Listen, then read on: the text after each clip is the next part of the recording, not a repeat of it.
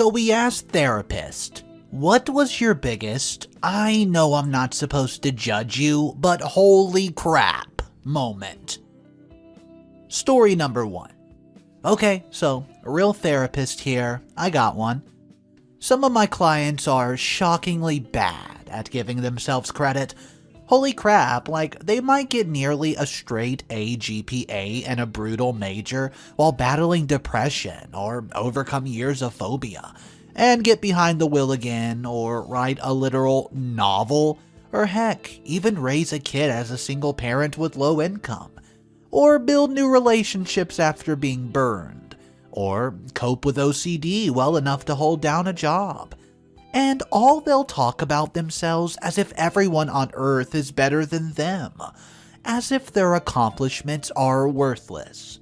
And I know it's because of depression, or anxiety, or maybe another condition, but I'm often stunned by how differently I see them compared to how they see themselves. Story number 2. I work in mental health and have worked in an acute and crisis setting for the majority of my career. The most notable event I've experienced was when a young person had presented with significant ongoing ideation of wanting to hurt yourself, who was dealing with a lot of crap. I spent a lot of time with them, mostly de-escalations and working out what the plan should be moving forward.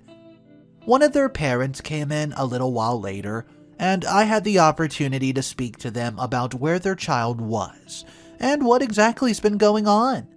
With their consent, of course.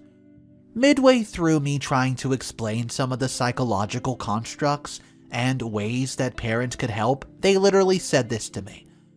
"Is this going to take much longer? I have a show to go to and watch." Wow. All I can say is I never judge my patients. I've never walked their path or viewed their world through their eyes.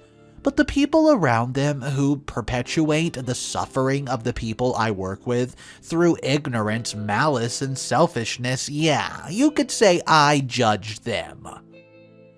Edit. And here's a shameless one. I've tried to reply to as much as I could. I've enjoyed some of what I would assume is trolling and talking about some other people's experiences as if it's given me a chance to reflect on some of my own stuff. But I must go to bed. I'd like to ask one thing of anyone who reads this. Remember that you can help, even just by asking how someone is or wishing them well. Story number 3. I have a similar story. So, this was back when I was in my first year of engineering study, and I just thought that the materials paper was the crap. I especially liked the whole steel section, and at the time my depression and general situation wasn't amazing, so it was one of those things sort of keeping me going, you know? So, of course, when my therapist asked about my passions and goals, I said, well, I like steel. And she paused and said, okay, what do you like about stealing? This poor woman thought I've pulled out some surprise kleptomania late in the game. Luckily, like a good therapist, she was non-judgmental but still obviously relieved when I corrected her. Story number 4. Hey guys, therapist here. To piggyback on what others have said, it is highly unlikely for me to have moments where I judge my clients. It happens sometimes, but I'm able to shut down those thoughts pretty quickly in my head and just return to being present for the people I see.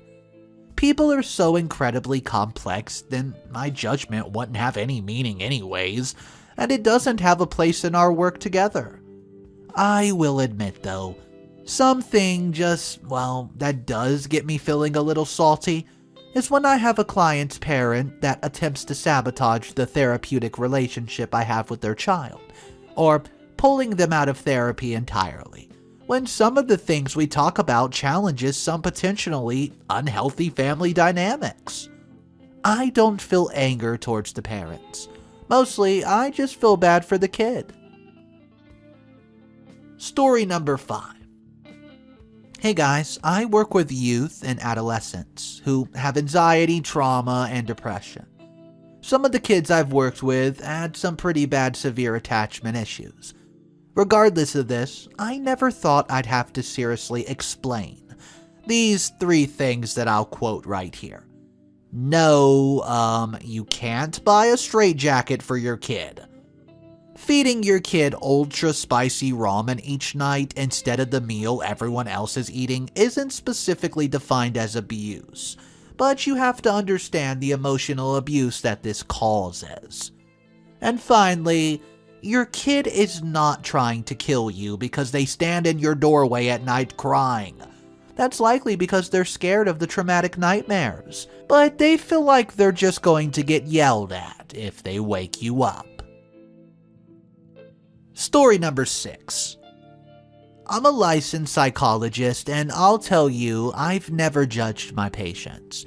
The world is so full of judgment, and it's my job to objectively look at someone who's suffering and offer them empathy and a path towards healing. The one thing I've judged is the situations that people survive and continue to live their lives.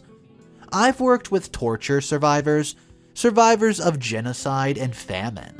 I've worked with people whose entire villages were wiped out because a warlord wanted the water well that was sitting in the town.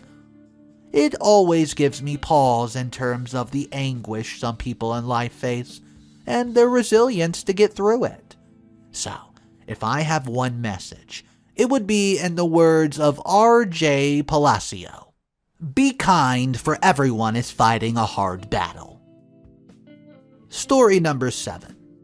Clinical psychologist here, working primarily in forensics files.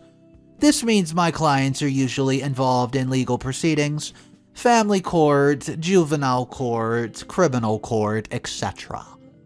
My job is usually to evaluate or provide treatment. I'm not here to judge. That's the judge's job.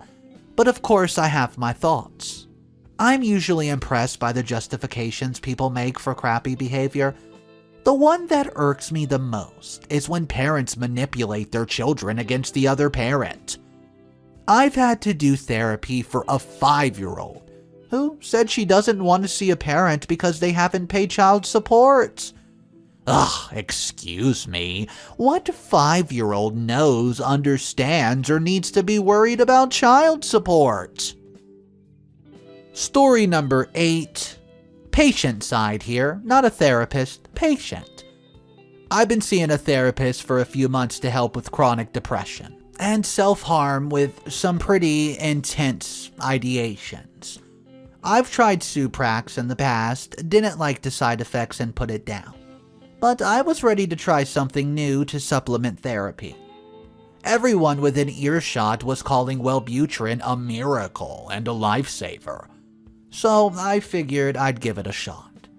Since my therapist could not prescribe drugs, I got an appointment with a psychiatrist. My first appointment, I explain what I've got going on, what I'm doing to work on it, and what I'm looking for in seeing them.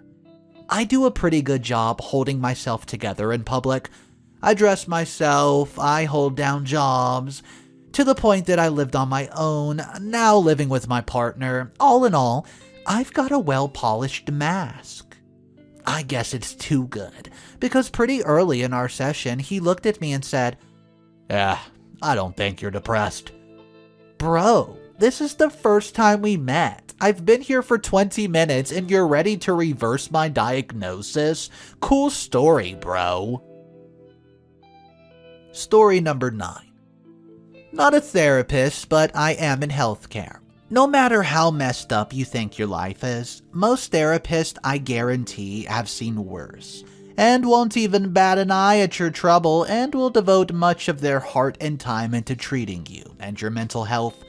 I've worked with many therapists, psychiatrists, and honestly, they are 100% all great people who have a special kind of personality and heart towards their patients, so yeah. Story number 10. My mother was a psychologist. She passed away and those 2 stories are decades old, but here they are. Number 1. After 2 years of sessions, one lady still felt she was not able to overcome her dog ears. Failed surgery. Your dog needs to have a certain specific trait to be able to do dog shows. Hers had flappy ears when pointy ones were required. There was obviously an underlying personality problem, but even though the lady really wanted to pursue therapy further, she refused to work or talk or address anything else. Parents of a troubled child, which turned out to be the problem themselves. Total refusal to do any kind of introspection. Tried to convince everybody, CPS, police, psychologist, doctor, etc., the kid was the problem. Complained that the kid was a kid, which was honestly a teenager at that point, by growing too fast and costing money to feed and clothe. He had smashed their TV with an axe.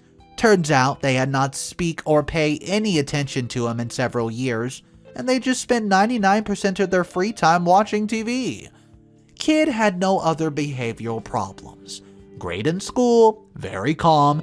He just reached a point where he couldn't stand being ignored any longer in his own home. So he called what she said was a fried green tomato moment. Parents dismissed their responsibility, and only problem they saw was the whacked TV. Kid got emancipated at 16 and moved the heck out of there.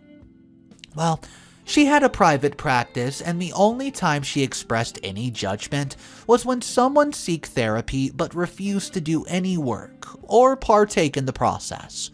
Paying a therapist is not paying someone to agree with you. You need to show up. You need to at least try. Story number 11. Hey, actual therapist here, licensed clinical psychologist. Much of my work with clients specifically focuses on how not to judge. Our performance as employees, our value as parents or partners, and our own self-worth. Honestly, my holy crap moments have more to do with how pervasive our tendency to judge is. No matter how accomplished or resilient someone is, he or she has the capacity to judge themselves harshly, and often do. The funny thing is, we often judge ourselves much more harshly than others. So I'm often amazed at how blind people can be to their achievements and strengths, and how unkind they can be to themselves. My role in those scenarios is to help them see themselves with compassion, and just to help them treat themselves as they would treat a loved one. It's simple, but not an easy task, and I love every minute of my job. I doubt this is the response that OP was looking to hear, but that's what comes to mind. Judgments are simple things. Labels of something, a person, an idea, an object. As good or bad, they are ubiquitous in everyday life. They are painfully easy to make, and the problem lies in that we believe them. Judgments are just thoughts, and like all thoughts, they're not necessarily true. Helping people spot their judgments and either challenge or let go of them is a lifelong skill to develop. Story number 12. Hey guys, I work in a residential group home. We had a kid who had admitted about 4 months prior. When in a family session, they mentioned they had parasites. I'm like, wait, what, parasites? Mom goes, oh yeah, our whole family has them. We don't believe in getting rid of them since they're part of our biological ecosystem.